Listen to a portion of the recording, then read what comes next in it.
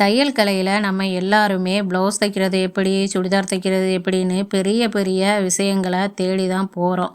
ஆனால் தையலில் ரொம்ப நேர்த்தியாக பர்ஃபெக்டாக மாற்றுறது அந்த தையலுக்குள்ளே இருக்கிற சின்ன சின்ன நுணுக்கங்கள் தான்.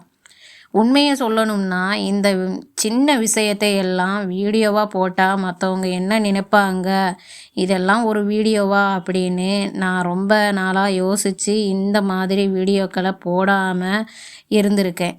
ஆனால் இப்போது எனக்கு என்ன தோணுதுன்னா, பல வருஷமாக அனுபவம் இருக்கிறவங்களுக்கு இது ஒரு சாதாரண விஷயமா தெரியலாம். ஆனால் இப்போ தான் தையல் பழக ஆரம்பிக்கிற ஒருத்தவங்களுக்கு இந்த ஒரு சின்ன நுணுக்கம் அவங்க வேலையை எவ்வளோ சுலபமாக்கும். அவங்க அதை தெரிஞ்சுக்கும் போது எவ்வளவு ஆச்சரியப்படுவாங்க. அனுபவசாலிகளுக்கு இது சர்வசாதாரணமாக இருக்கலாம். ஆனால் புதுசாக தைக்கிறவங்களுக்கு இது நிச்சயம் பயனுள்ளதாக இருக்கும்னு நான் நம்புகிறேன்.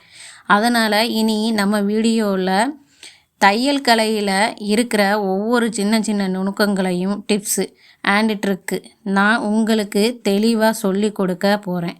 அந்த சின்ன மாற்றங்கள் தான் உங்களோட தையலை ஒரு ப்ரொஃபஷ்னல் லெவலுக்கு கொண்டு போகும். அதனால் தவறாமல் நம்ம வீடியோவை தொடர்ந்து பார்க்க சப்போர்ட் பண்ணுங்கள்.